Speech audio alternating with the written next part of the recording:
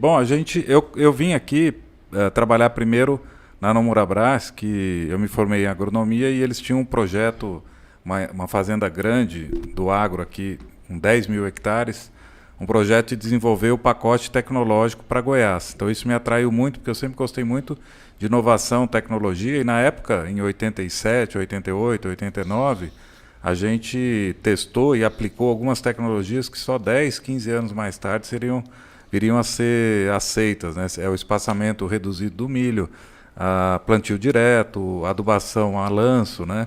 Algumas dessas tecnologias.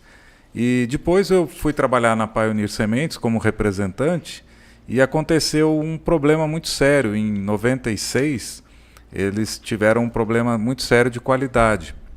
Então a semente perdeu muita qualidade e nós tivemos que trocar a semente bem no início, um pouquinho antes do início do plantio. Era no mês de setembro.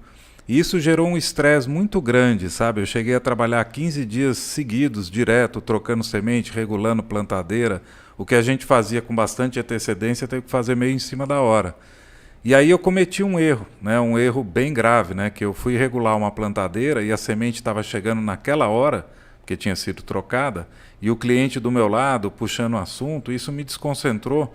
E eu regulei errado a plantadeira e ficou mal plantado 110 hectares. Por sorte, era um pivô central e depois a área restante eu consegui corrigir. Mas eu senti uma dor muito grande.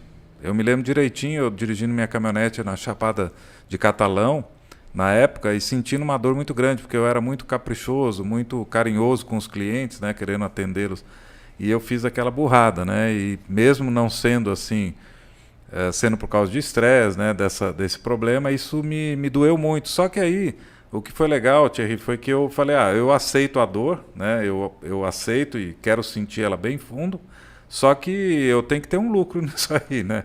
Essa dor tem que ser uma alavanca para alguma coisa maior. E aí, em outubro, acabou o plantio, em novembro, eu resolvi pegar um dosador de sementes e levar para o fundo da minha casa, em Catalão, e olhar, ver como que eu poderia melhorar aquilo. E em 45 dias eu desenvolvi um novo dosador.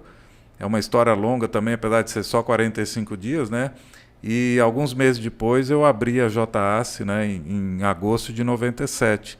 E de lá para cá a gente tem investido bastante nessa área de pesquisa e desenvolvimento. Bom, isso aí foi em 97 que você fez esse desenvolvimento nos 45 dias. Isso.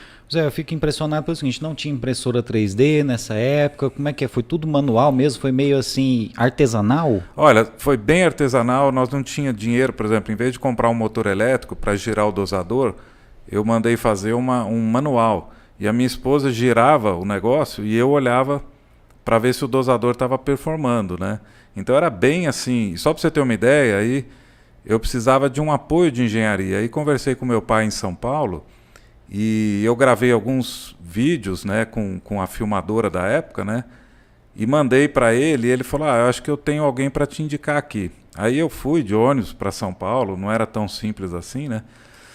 E cheguei lá, o meu pai me apresentou para uma pessoa que eu já conhecia, era um filho de um amigo dele, que é um engenheiro mecânico muito bom, e ele depois até ele me falou, quando eu vi o seu equipamento e o que você falou, eu não sabia se eu te punha num hospício ou se eu dava crédito, né? Mas ele deu crédito e foi engraçado que ele chegou e falou assim, olha, eu acho que o problema está aqui. Então ele me ajudou muito, eu fui atrás e ele me ajudou. Aí eu voltei e solucionei o problema e nós lançamos nosso primeiro produto, que é o disco com rampa, né, que é um disco patenteado e que gerou milhões de toneladas de alimentos para o mundo todo, né? Então, você tem que ter fé, tem que buscar as pessoas que podem te ajudar e não pode ter vergonha também, não. Porque assim, a gente tem que ter um pouco de cara dura, né, Thierry? O seu pai era professor da USP? Meu pai era um engenheiro, uma pessoa...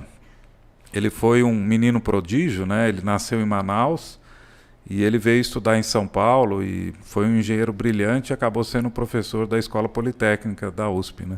E na USP o senhor se formou também? Eu me formei na USP em agronomia. Em agronomia. Né?